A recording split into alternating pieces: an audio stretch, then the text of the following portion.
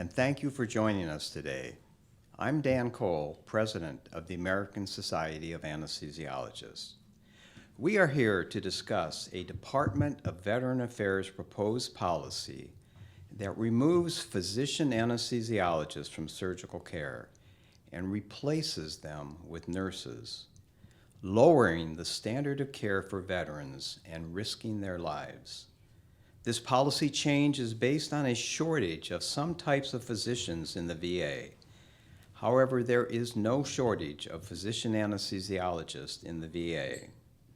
As of today, job openings for physician anesthesiologists in the VA amounted to 7 out of a total number of 1,188 anesthesiologists, well below a projected average rate for healthcare and the social assistance industry that would project a number of 56 over 1,188. The VA asserts a core strategy to deliver high-quality, veteran-centered care in their blueprint for excellence. This change would abandon a proven model of quality healthcare where physician anesthesiologists and nurse anesthetists work together as a team to ensure that our veterans get high-quality, veteran-centered care, which is the standard of care in the 100 best hospitals in the United States. How does eliminating the physician from the life and death decisions of anesthetic care align with the VA's core strategy to deliver high-quality, veteran-centered care? Today we have 3 speakers who will share with you why we oppose this policy that would lower the standard of care for our veterans. First, a former nurse anesthetist who went on for 9 additional years of education and training to become a physician anesthesiologist. Our second speaker represents the physician and dentists who work in the VA. And finally, we'll hear from a veteran representing the millions of brave men and women who receive care in the VA system. After our speaker remarks, we will open the floor to questions from the audience, both in person and online or by the telephone. Now I'll turn it over to our first speaker joining us by satellite from Oklahoma City, a former nurse anesthetist, Dr. Jane Fitch, and past president of the American Society of Anesthesiologists. Jane? Thank you, Dan. Good morning, everyone. As Dan said, we're here to oppose a proposed VA policy that removes physician anesthesiologists from surgery and replaces them with nurses, and to urge everyone to tell the VA to reject this policy as currently written.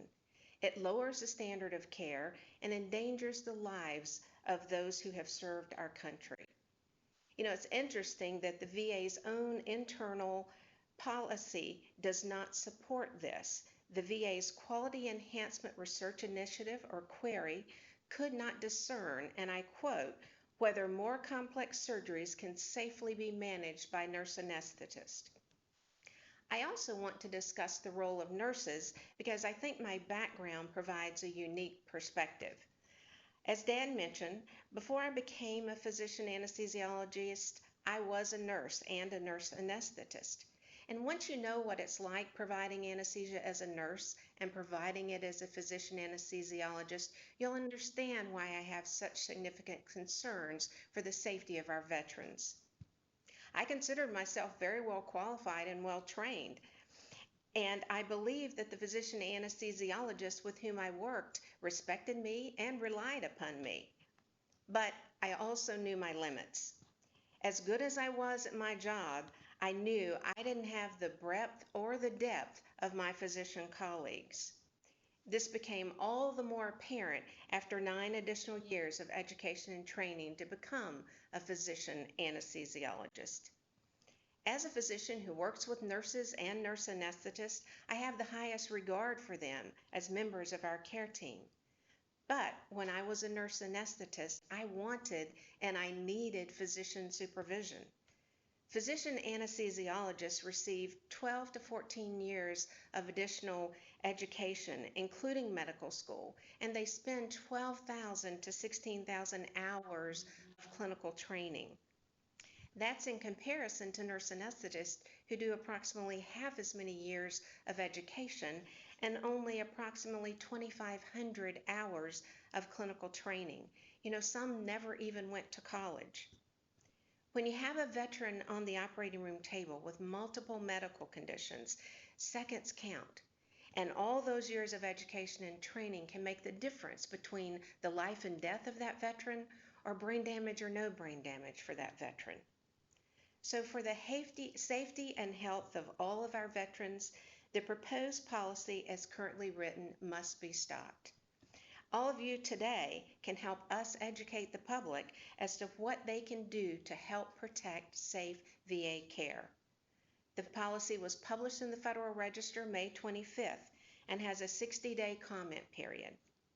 Please go to safevacare.org, speak on behalf of our veterans, and oppose this policy that lowers the standard of care and jeopardizes the lives of our veterans.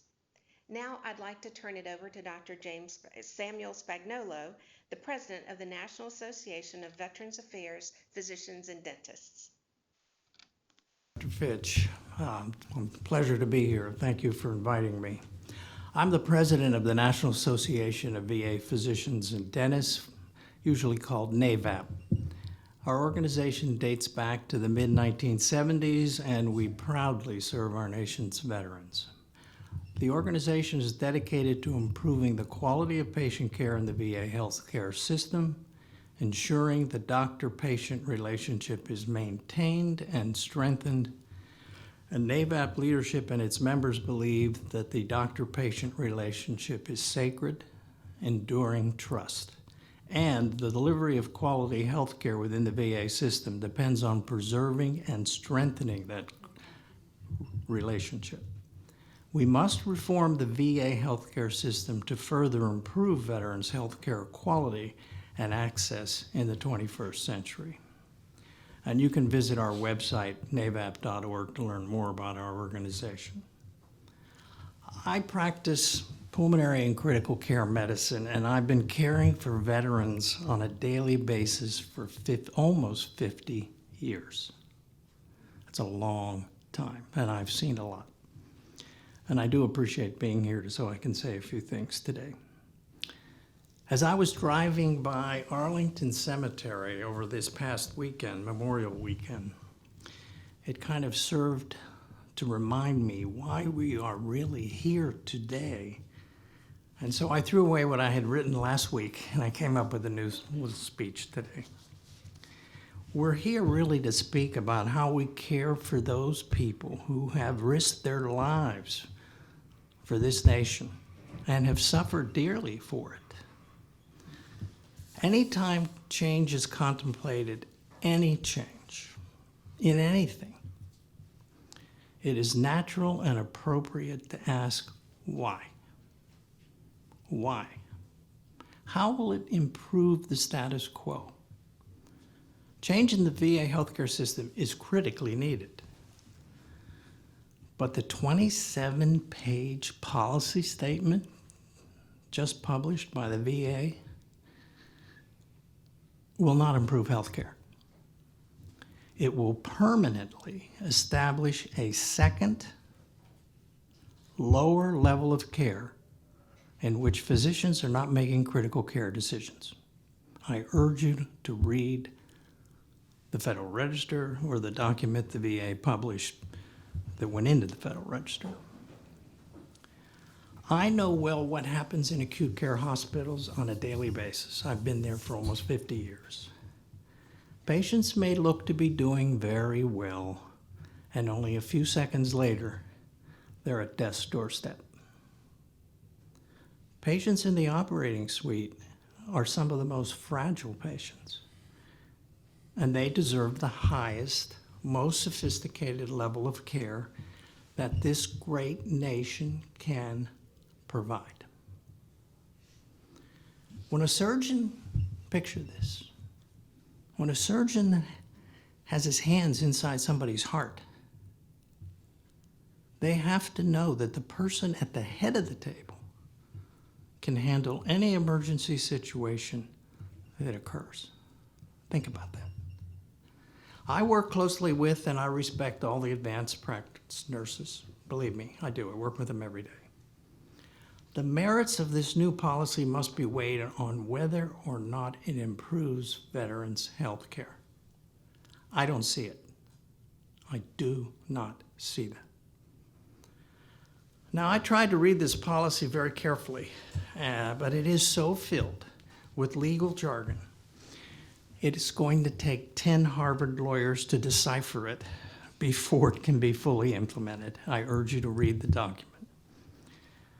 This matter is too important to proceed based on the famous phrase, we have to pass the bill so that you can find out what's in it. If this policy is not a clear improvement, it should not be undertaken. There is really only a brief window, 60 days, for the veterans of this country to prevent this colossal breach of trust to our veterans from occurring. They only have 60 days. And I urge all veterans everywhere to tell VA leadership and the United States Congress that this document is not what you deserve and fought for. I'd like to turn this little talk over to my colleague here who has a very special perspective on this issue. She knows firsthand the special need of veterans and is a veteran of the U.S. Army, has a son in Vietnam who's a veteran and another son currently serving, I believe, and is the legislative director of AMVETS, Diane Zumatto. Thank you, Dr. Spagnolo. I'm here today because the job of protecting veterans' rights never ends. For decades, the VA has been perfecting the anesthesia care team model, which includes both physician anesthesiologists and nurse anesthetists, as outlined in the Anesthesia Service Handbook, which currently states that care needs to be approached in a team fashion, taking into account the education, training, and licensure of all practitioners. AMVETS urges VA leadership and the American people to carefully weigh the concerns and input from the VA's own anesthesiologists prior to making any changes to the current policies related to physician-led anesthesia care teams within the VA. Furthermore, it's my understanding that the top 100 rated hospitals in the United States utilize physician anesthesiologists in the provision of anesthesia care.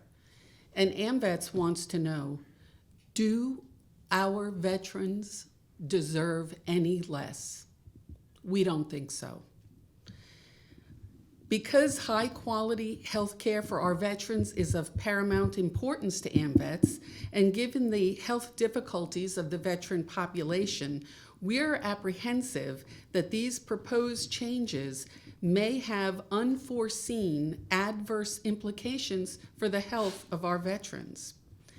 And due to the many risks associated with the administration and monitoring of anesthesia and the high-risk nature of the veteran population, AMVETS believes that anesthesia care should remain in the hands of physician anesthesiologists whenever possible, and that local anesthesia VA chiefs should retain control over the delivery of anesthesia at the facility level. And AMVETS is a firm believer that if it ain't broke, don't fix it. As I prepare to complete my remarks, it's crucial that I convey the fact that AMVETS is very well aware that no health care in this country would be able to take place without the skills and dedication of our nurses. None of these remarks should be viewed as criticism of VA nursing. AMVETS believes that by maintaining the team approach to anesthesia care in the VA, that our veterans will continue to have the best care available. In closing, I'd just like to repeat that AMVETS believes that this proposed change would fundamentally, and we feel adversely, impact the delivery of care to the very people who have done the most to protect and serve the United States, our veterans. As in all things, the health and well-being of all American veterans remains our primary concern. I would encourage anyone who cares about veterans to not only take action, but to help spread the word so that we can maintain the standards of anesthesia care as currently outlined in the VHA handbook. Let's not forget that veterans gave their very best. Should the VA do any less? Thank you. Thank you, Diane. We would now like to share a 1-minute video featuring veterans who attended the Memorial Day weekend Rolling Thunder event and offered their opinions on the proposed policy change.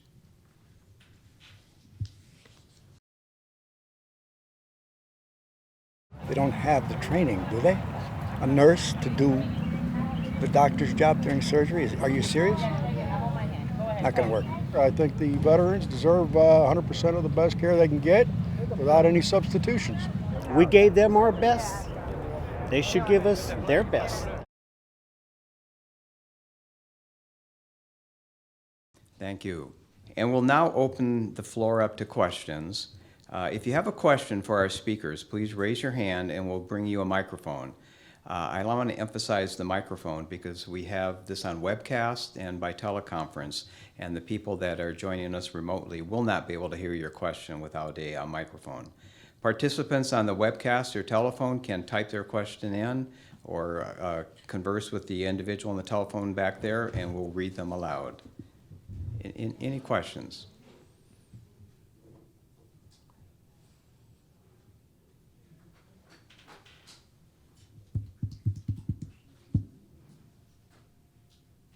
Yeah, go ahead. I have a question for Dr. Cole. I'm Julius Hamilton from Chicago, Illinois. So outside of the VA system, do most hospitals require team-based anesthesia care? So let me refer to you what I think is the standard of care, the 100 best hospitals. And the 100 best hospitals practice with anesthesiology, delivering anesthesia or leading the anesthesia care team.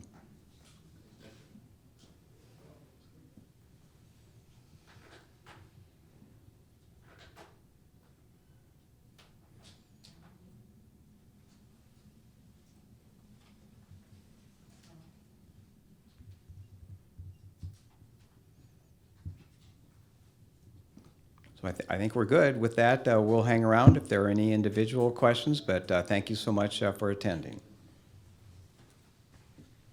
I'm surprised, no question.